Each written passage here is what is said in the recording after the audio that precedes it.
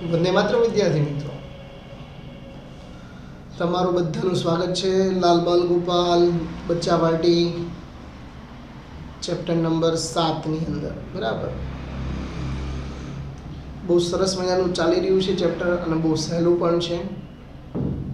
N કણોના બનેલા તંત્રમાં કણો પર પ્રવર્તતા બળોની ચર્ચા કરવાની છે.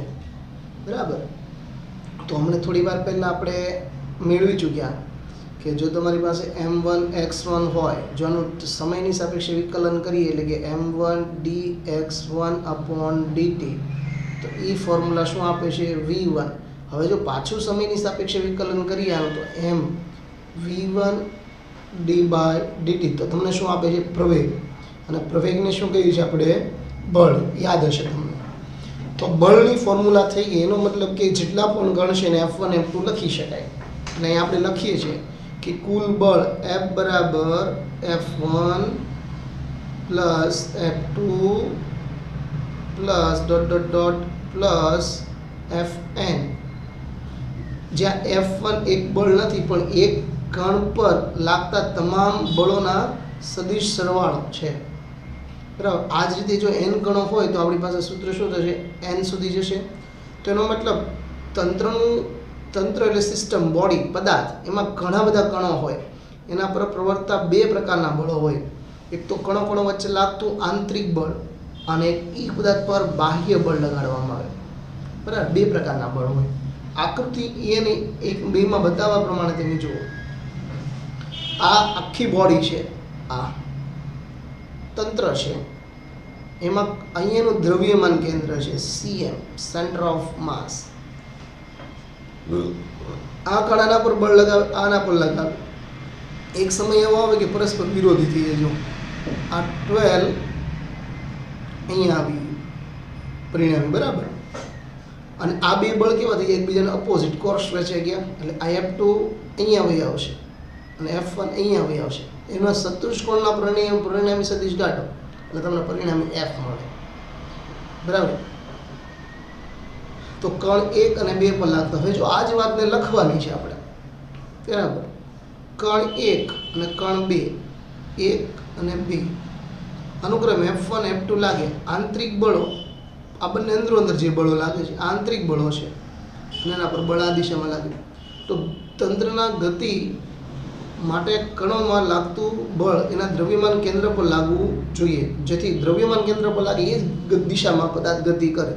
તો ન્યૂટનના ગતિના ત્રીજા નિયમ અનુસાર આંતરિક બળ સમાન મૂલ્યના અને પરસ્પર વિરુદ્ધ દિશામાં છે. જુઓ, દેખાય છે? તો તેમનું પરિણામી બળ શૂન્ય થશે. એનો મતલબ કે દ્રવ્યના કેન્દ્ર પર માત્ર બાહ્ય બળ પરિણામી બળ લાગે છે. એટલે કે ઉપરના જે વધ્યા એ બાહ્ય બળ લાગે છે. તો એક્સ્ટ્રા ફોર્સ યાની કે બાહ્ય બળ F બરાબર ma થાય. તો તંત્ર પર લાગતા બળોનો સદિશ સરવાળો કરવો પડે. સમીકરણનો સદિશ સરવાળો તરીકે આપણે એવું બોલી શકીએ કે તંત્રનું દ્રવ્યમાન કેન્દ્ર જાણે તંત્રનું સમગ્ર દ્રવ્યમાન તેના કેન્દ્રમાં કેન્દ્રિત થયેલું હોય એવું લાગે, કારણ કે એનાથી એને બેલેન્સ કરી શકાય. એવું આખા પદાર્થને ઉંચકવા માટે બધી જગ્યાએ ક્યાંય તમારે ખીલ્લી મારીને ઉંચકવો ન પડે. જેમ કે કોઈ પદાર્થ હોય ને વચ્ચે ખીલ્લી મારીને દોરી બાંધી દો તો સાને સંતુલનમાં થઈ જાય. આ સંતુલનમાં થઈ જાય એવું એક બિંદુ મળવું એટલે દ્રવ્યમાન કેન્દ્ર મળવું, જેથી એનો મતલબ કે સમગ્ર દળ ત્યાં જ છે. બરાબર, અને પરિણામી બાહ્ય બળની અસર હેઠળ ગતિ પણ કરે છે જો એના પર બળ લગાડવામાં આવે. જો કોઈ પદાર્થ હોય એનું દ્રવ્યમાન કેન્દ્ર અહીંયા હોય તો એના પર બળ લગાવો તો એ પદાર્થ આખી ખસે. પણ જો એ ત્રણ એવી રીતે એમ ખેંચીને બાંધી દો એને તમે એમ, તો પણ એ બેલેન્સમાં રહી જશે.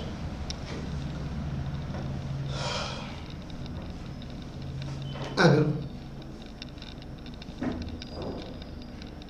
બાહ્ય બળ માટે કેટલાક નોંધનીય બાબતો જણાવો. એટલે ઉપરનો સવાલ જ છે. તો પહેલી વસ્તુ, દ્રવ્યમાન કેન્દ્ર ગતિ જાણવા માટે તંત્રના આંતરિક બળોની જાણકારી જરૂરી નથી, પણ ફક્ત બાહ્ય બળો હોય ને તો એ ખબર પડી જાય કે કોઈ પદાર્થને તમે ધક્કો મારો જ કઈ દિશામાં ધક્કો મારી એને કહેતા વિરુદ્ધ એની દિશામાં આગળ વધે એમ. આ સમીકરણ મેળવવા માટે આપણે કણોના તંત્રના પ્રકારનો સ્પષ્ટ કરવાની જરૂર નથી કે કયા બંધથી જોડાયેલા છે. તંત્ર એક ગતિમાન કણોનો સમૂહ હોઈ શકે. તમામ પ્રકારની આંતરિક ગતિ હોઈ શકે. અંદર મને વાયુ ભર્યો હોય તો ચાલતી હોય, અથવા તો દ્રઢ પદાર્થ પણ હોઈ શકે. શુદ્ધ સ્થાનાંતર ગતિ કરતો અથવા ચાક ગતિ કરતો હોય તો સ્થાનાંતરી અને ચાક ગતિ મિશ્રિત કરતો પણ હોય, રેખીય ગતિ પણ કરતો હોય, ગોળ ગોળ ઘૂમતો પણ હોય અને પોતાનું સ્થાન બદલતો પણ હોય. બરાબર. આટલી શરતો છે. પહેલી શરત, બીજી, ત્રીજી. તંત્રના કણોની ગતિ ગમે તેવી હોય પણ દ્રવ્યમાન કેન્દ્ર મુજબ જ ગતિ કરે. બરાબર. ગમે એવી સ્થિતિ હોય પથ્થર. બાહ્ય બળ F બરાબર ma મુજબ જ ગતિ કરે. બરાબર. વિસ્તૃત પદાર્થોની ગતિ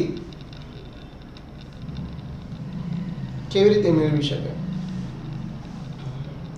વિસ્તૃત પદાર્થ એક કણ તરીકે લેવાને બદલે કણોના તંત્ર તરીકે લેવું જોઈએ. એક કણ ન લેતા આમ સમૂહ લેવાનો. બરાબર. ઘણો બધો સમૂહ છે. વિસ્તૃત પદાર્થ તંત્ર તરીકે લેવાથી સમગ્ર દ્રવ્યમાન તેના કેન્દ્રમાં કેન્દ્રિત થયેલું છે, વચ્ચે સેન્ટરમાં સીએમમાં કેન્દ્રિત છે બધું. તો તંત્ર પર લાગતું બાહ્ય બળ એના કેન્દ્ર પર જ લાગે, એટલે બધું જ ફોર્સ આના પર જ લાગે. આ ધારણા કરીને ગતિના શુદ્ધ સ્થાનાંતરે ઘટકો એટલે કે તંત્રના દ્રવ્યમાન કેન્દ્રની ગતિ મેળવી શકાય. બરાબર. જો એનું એક ઉદાહરણ, પ્રક્ષેપ પદાર્થનો વિસ્ફોટ. કે એક બોમ્બ અહીંથી આપણે કોઈ ખૂણેથી ફેંકીએ થીટા ખૂણે, એટલે એ વેગથી ગતિ કરે અને પ્રક્ષેપ ગતિ પ્રમાણેના ઘટકો આપણને ખબર છે. બરાબર. સાઇન થીટા અને કોસ થીટા. પણ એની જરૂર નથી. બંને અહીંથી જ્યારે કટકા થાય એના બે, તો એ એક આમ પદાર્થ જાય છે અને એક પદાર્થ નીચે આવે, પણ એનું દ્રવ્યમાન કેન્દ્રની ગતિ ફિક્સ જ હોય, જ્યાં પડવાનું હોય. બરાબર. તો આ રીતનું જોવા મળે.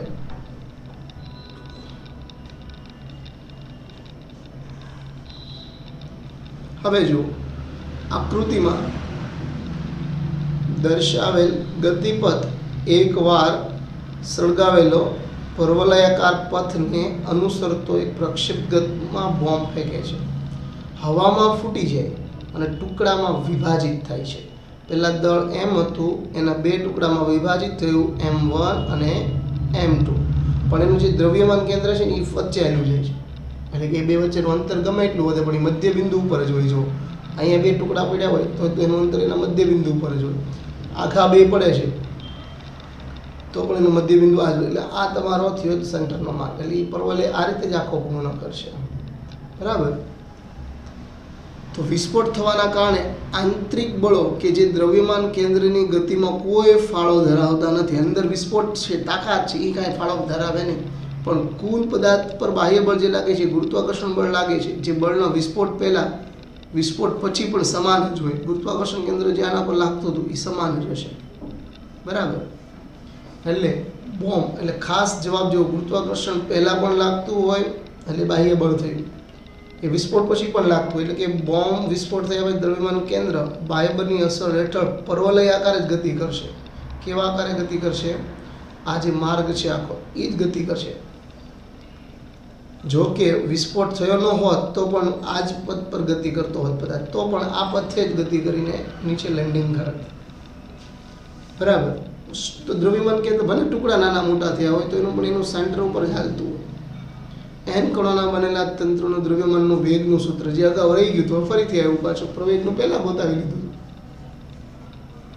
તો વેગ ખબર છે, તો કે આપણી પાસે જે સૂત્ર છે એ આવું છે, m1 r1 r2 r અને ટોટલ દળ, એટલે આપણે કુલ દળ લખી શકીએ. ઉપર દળ અને અંતર, દળ અને અંતર, દળ અને અંતર. તો આપણે જાણીએ છીએ સમય સાથે બદલાતું નથી, એટલે માટે સમયની સાપેક્ષે વિકલન લેતા કણોનું દળ સમય સાથે બદલાતું નથી એમ ધારીએ. બરાબર. dr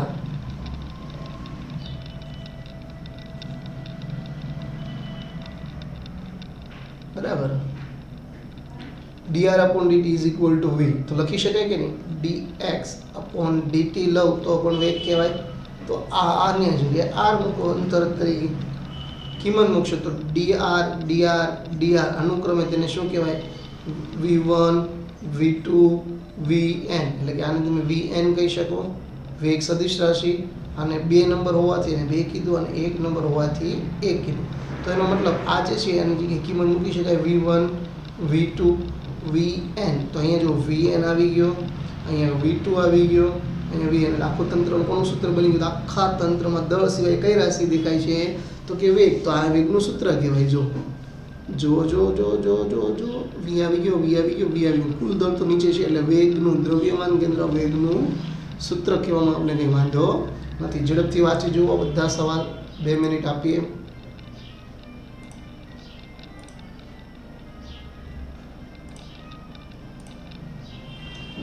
હાલો, બરાબર છે ને?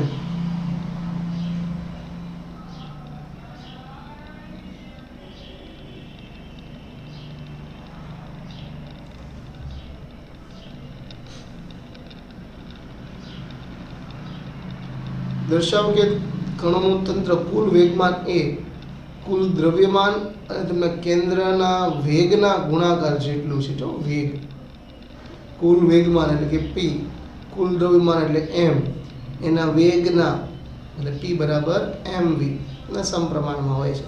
તો આપણે ખબર છે કે p બરાબર પપ્પા બરાબર મમ્મી.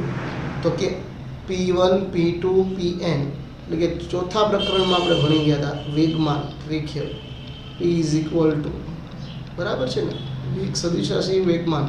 તો અને બળનો આઘાત પણ ખબર હતી. જો વેગમાનનો ફેરફાર કરવામાં આવે તો આપણે શું આપે છે? બળ. યાદ કરો. તો આ 2 ફોર્મ્યુલા આપણા માટે જરૂરી છે યાદ રાખવી. તો જો n કણોનું તંત્રનું રેખીય વેગમાન એટલે કે p ના તમામ કણો રેખીય વેગમાનના સદિશ સરવાળા જેટલું હોય એટલે કે p બરાબર p1 p2 p3, પહેલો કણો હોય એના માટે 1, બીજો અને n. તો એનો મતલબ એવો થયો કે સમીકરણ નંબર 1 કુલ દળ p બરાબર આવું લખીએ કંઈ. તો સમીકરણ નંબર 1 અને 2 પરથી આ બેને સરખાવી આપણે. કે આના બરાબર આ થતા હોય, બરાબર, આ બધા તો આના બરાબર આ થવાનું. તો p બરાબર m. આમ કણોનું કુલ વેગમાન એ તંત્રના કુલ દ્રવ્યમાન કેન્દ્ર અને વેગના ગુણાકાર જેટલું. એટલે p બરાબર કુલ દળ અને કુલ વેગ ના ગુણાકાર જેટલું હોય છે, બરાબર ને? કણોના બનેલા તંત્ર માટે ન્યૂટનનો બીજો નિયમ મેળવો. હા, પણ આપણે મેળવી ચૂક્યા છીએ.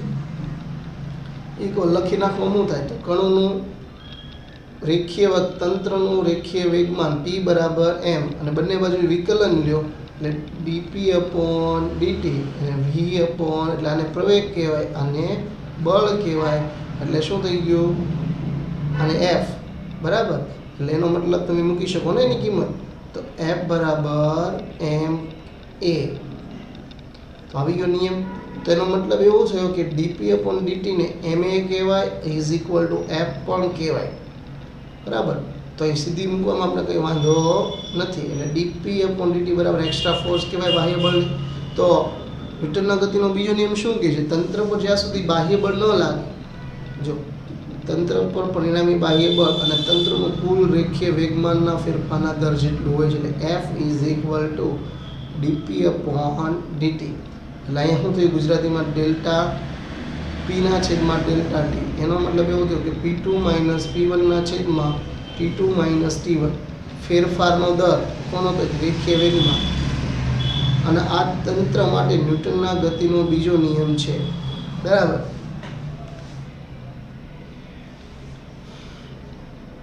કણોના બનેલા તંત્ર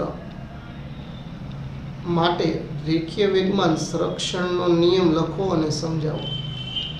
કણોના તંત્ર માટે ન્યૂટનના ગતિનો બીજો નિયમ તો તમને ખબર છે, વેગમાનનો ફેરફારના સમય દર ઇઝ ઇક્વલ ટુ બાહ્ય એક્સ્ટ્રા ફોર્સ. બાહ્ય, જો બાહ્ય બળ સરવાળો શૂન્ય થતો હોય તો તમારું રેખીય વેગમાન પણ 0 થાય. એનો મતલબ કે p1 બરાબર p2 થઈ જાય, બરાબર. આનો અર્થ એવો થાય કે રેખીય વેગમાન કેવું છે? રેખીય વેગમાન અચળ, કે એમાં કોઈ ફેરફાર થતો નથી, અચળ છે, બરાબર. જો અહીંયા આપ્યું જ છે,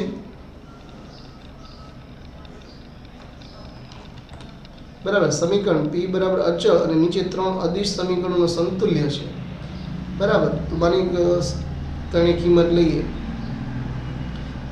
x y z અક્ષ, x z ઘટક પર છે, બરાબર. પણ આપણે એવું કંઈ કરવાની જરૂર નથી. જો F બરાબર m હું તમને ડાયરેક્ટ કહું પ્રવેગ છે, જો એમાં બળ પરથી કે જો બળ 0 હોય તો દળ તો ક્યારેય 0 ન હોઈ શકે, ડઝ નોટ ઇક્વલ ટુ 0. તો એનો મતલબ એમાં કોણ 0 હોય? પ્રવેગ 0 હોય, બરાબર, એટલે બધા સ્થિર હોય. તો એવું કહેવામાં આવે છે જ્યારે કુલ બાહ્ય બળ શૂન્ય હોય ત્યારે પણ વેગ કેન્દ્રનો વેગ અચળ રહે છે, તો જ આ શક્ય બનતું હોય m ડોટ v વાળું. એટલે વેગનો ફેરફાર હોય તો જ પ્રવેગ જન્મે ને, એટલે વેગ અચળ છે એટલે પ્રવેગમાં કોઈ ફેરફાર નથી, એટલે એનો જવાબ 0 છે, બરાબર. એટલે જો તંત્ર પર કુલ બાહ્ય બળ શૂન્ય હોય તો દ્રવ્યમાન કેન્દ્રનો વેગ પણ કેવો હોય? જો કોઈ પદાર્થ પર બળ ન લાગે તો પદાર્થ ગતિમાન ન હોય. આટલી વાત તો સમજાય કે નહીં? ન હોય, બરાબર. એટલે આવો જ એક સવાલ તમને વિભંજન રેખીય ન્યુક્લિયસ વાળો ઘરે આપું છું. વેગમાન સંરક્ષણ કે વિભાજન થતું હોય, બરાબર, ન્યુક્લિયસનું. આમે આ સવાલ આપણે 12માં પણ લેવાના છીએ. રેડિયમનું ન્યુક્લિયસ વિભાજનની ઘટનામાં રેખીય વેગમાનનું સંરક્ષણ થાય, બોમ્બમાં પણ બધે થાય. તો તમને ખબર છે રેડિયમમાં ન્યુક્લિયસનું વિભાજન કરવા માટે રેડોન, ન્યુક્લિયસ અને આલ્ફા કણ મળે, બરાબર, ગેમા, આલ્ફા અને બીટા. એમાં માત્ર આલ્ફા કણ મળે જે આંતરિક બળોના કારણે મળે છે. તો રેડિયમનું ન્યુક્લિયસ વિભાજન તથા રેખીય વેગમાનનું સંરક્ષણના નિયમ અનુસાર વિભંજન થવું એટલે તૂટવું, મારો ચલાવ, તે સોનાની વરખ પર ચલાવતા પહેલાંનું વેગમાન વિભંજન કરતાં મળતા રેડોન આર અને આલ્ફા કણોનો વેગમાનનો સમાન હોય છે, બે ફિક્શન મળે છે. માત્ર લખી કાઢવાનું છે. સેમ ઓલાનું એક્ઝામ્પલ છે.